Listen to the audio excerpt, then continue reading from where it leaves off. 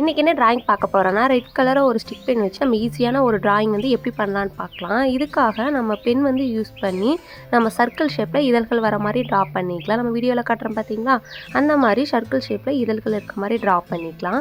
இப்போது இதழ்களுக்கு சென்டரில் வந்து ஒரு சர்க்கிள் வர மாதிரி ட்ரா பண்ணிக்கலாம். இப்போது சர்க்கிளுக்கு மேலே வந்து சின்ன சின்ன வளைவுகள் வர மாதிரி நம்ம ட்ரா பண்ணிக்கலாம். இப்போது சர்க்கிளுக்கும் அந்த வளைவுகளுக்கும் சென்டரில் ஒரு கேப் வந்து இருக்கும். இதை வந்து ஒரு ரெட் கலர் ஸ்கெட்சை வச்சு நம்ம கலர் வந்து பண்ணிக்கலாம்.